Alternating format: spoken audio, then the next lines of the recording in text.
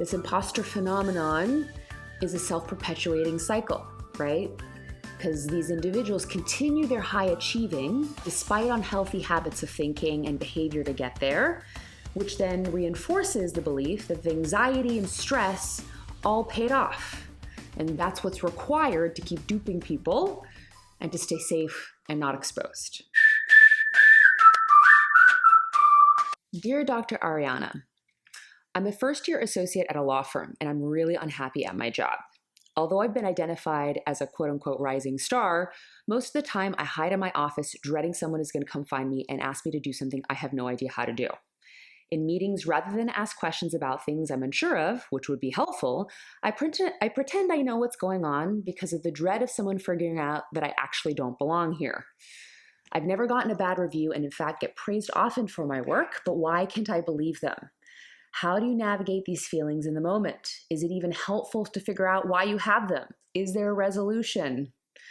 My dear listener, I feel you so deeply on this one. Imposter syndrome is something I want to talk about today.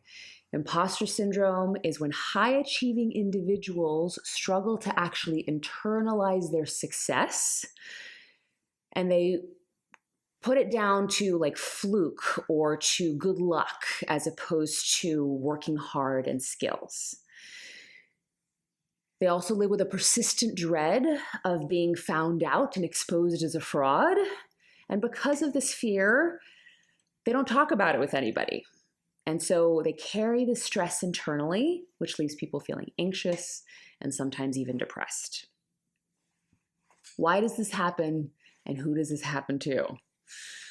According to experts, a lot of it has to do with beliefs that most of us hold about achievement. Many people who struggle with imposter syndrome grew up in families where achievement and success were highly emphasized and highly valued. And therefore, a lot of self-worth kind of becomes wrapped up in that. Parents might also have sent mixed messages where they were overly praising one minute and then they were extremely harsh when you made a mistake. Women and minorities are particularly susceptible because differing in any way from your peers can also lead to imposter feelings. When you're among those who look, behave, and identify similarly to you, there's a sense of being in the group, right? Which makes sense. It fosters a sense of belonging. So those who are trying new things, taking new ground, and who don't look like most of the people who surround them are more likely to feel like they're imposters. Dr. Valerie Young is an expert on this subject.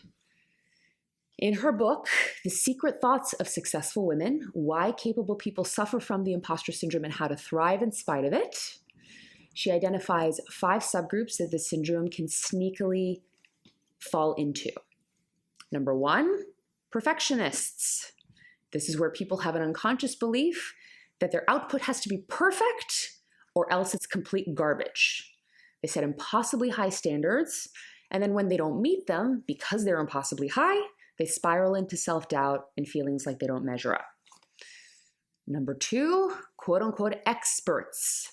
These are people who measure their capabilities and skills based on what and how much they know.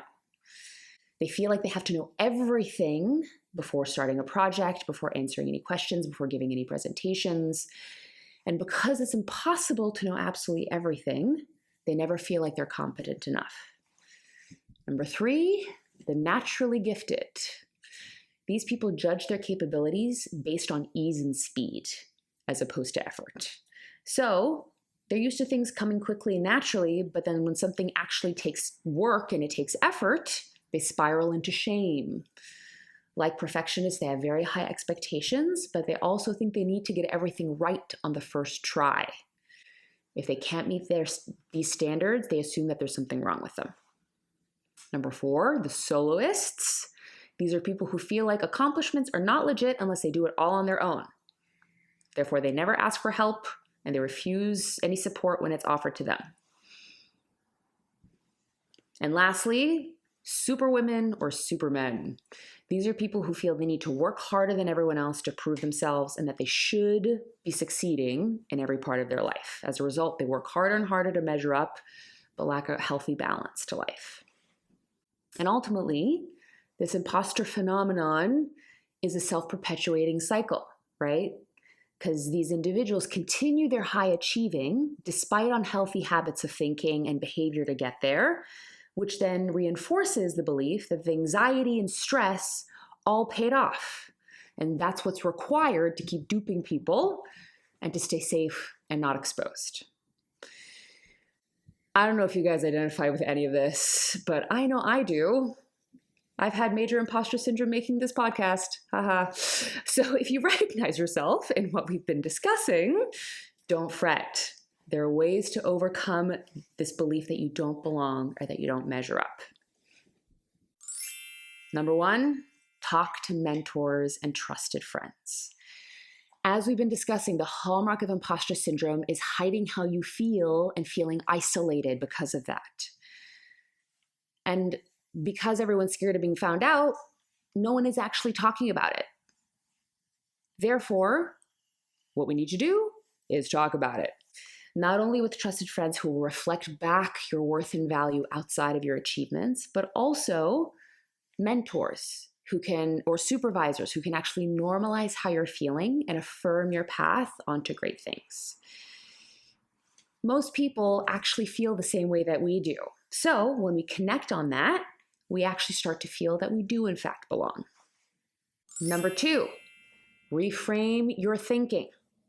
When you start to spiral into self-doubt, in order to feel something different, you are going to have to think something different. Take a moment to refocus yourself and acknowledge that you're engaging in your imposter syndrome. Step back from the thought and ask, is this thought objectively true? Is it helpful? Repeat every time you catch yourself, and then write down a list of your achievements, big and small, to come up with a more realistic picture of yourself. Number three, celebrate the wins. We don't do this enough in general, but it's so important.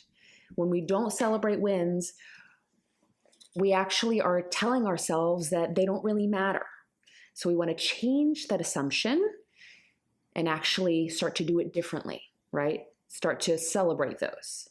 It doesn't mean you have to throw a big blowout party every time you do well in a presentation, but share your accomplishment with a friend. Go out for cocktails.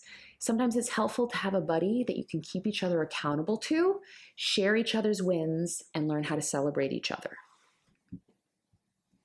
Number four, get comfortable with the discomfort of good enough. We talked a lot about perfectionism, so getting comfortable with the ickiness of good enough is part of overcoming imposter syndrome. Perfection is an impossibility, and it's rarely a requirement. Some of the most successful people know how to invest their energy strategically. They understand that most things just need to be good enough. Therefore, they have enough energy and capacity to invest in things that need to be truly excellent. This allows us to be healthy and have a healthy balance in our day-to-day life. How to do this? Start small.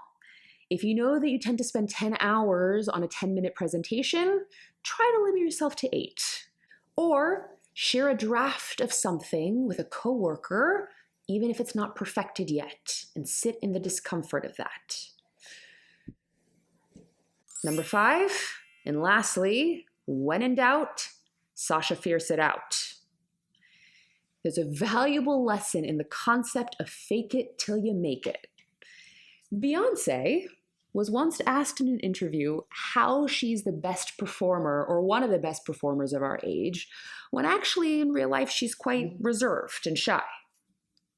And she said, when I'm on stage, I'm not Beyonce. I am Sasha Fierce. She literally puts on a persona and acts like the person she wants to be on stage, even if on the inside she's freaking out. So, this is a very useful tool that we can also use when we're feeling socially anxious.